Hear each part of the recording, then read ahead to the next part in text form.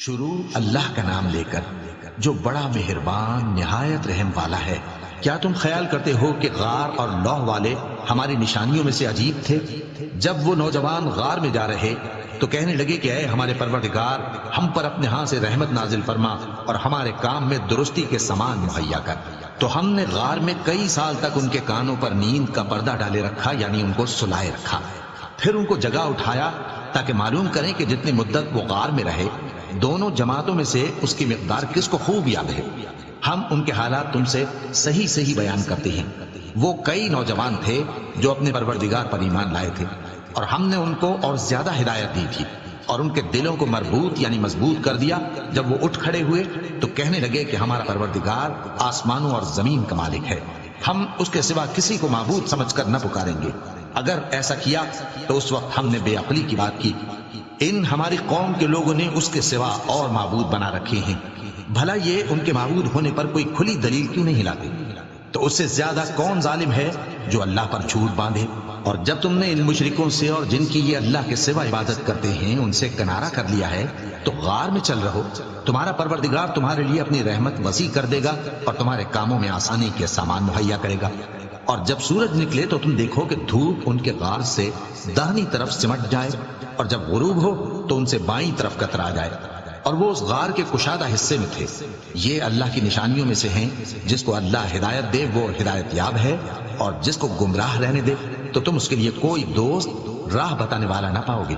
اور تم ان کے متعلق خیال کرو کہ وہ جاگ رہے ہیں حالانکہ وہ سوتی ہیں، اور ہم ان کو دائیں اور بائیں کروٹ بدلاتے تھے، اور ان کا کتا چوکھٹ پر دونوں ہاتھ پھیلائے ہوئے تھا۔ اگر تم ان کو جھانک کر دیکھتے تو پیٹ پھیر کر بھاگ جاتے اور ان سے دہشت میں آ جاتے۔ اور اسی طرح ہم نے ان کو اٹھایا تاکہ آپس میں ایک دوسرے سے دریافت کریں۔ ایک کہنے والے نے کہا کہ تم یہاں کتنی مدت رہے؟ انہوں نے کہا کہ ایک دن یا اس سے بھی کم۔ انہوں نے کہا کہ جتنی مدت تم رہے ہو تمہارا پروردگار ہی اس کو خوب جانتا ہے۔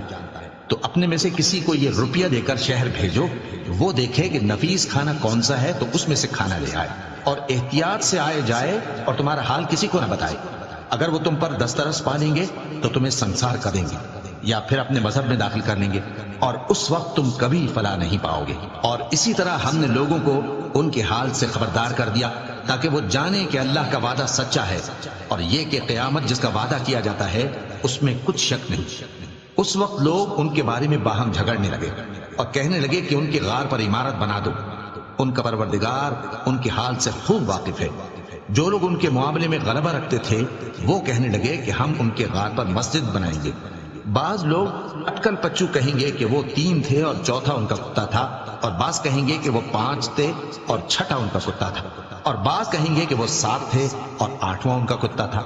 کہہ دو کہ میرا پروردگار ہی ان کے شمار سے خوب واقف ہے، ان کو جانتے بھی ہیں تو تھوڑے ہی لوگ جانتے ہیں۔ تو تم ان کے معاملے میں بحث نہ کرنا مگر سرسری سی بحث، اور نہ ان کے بارے میں ان میں سے کسی سے کچھ دریافت ہی کرنا، اور کسی کام کی نسبت نہ کہنا کہ میں اسے کل کر دوں گا، مگر انشاءاللہ کہہ کر، یعنی اگر اللہ چاہے تو کر دوں گا۔ اور جب اللہ کا نام لینا بھول جاؤ تو یاد آنے پر لے لو، اور کہہ دو کہ امید ہے کہ میرا پروردگار مجھے اس سے بھی زیادہ ہدایت کی باتیں بتائے۔ اور اصحاب کہف اپنے غار میں 9 پر 300 سال رہے۔ کہہ دو کہ جتنی مدت وہ رہے اسے اللہ ہی خوب جانتا ہے، اسی کو آسمانوں اور زمین کی پوشیدہ باتیں معلوم ہیں، وہ کیا خوب دیکھنے والا اور کیا خوب سننے والا ہے۔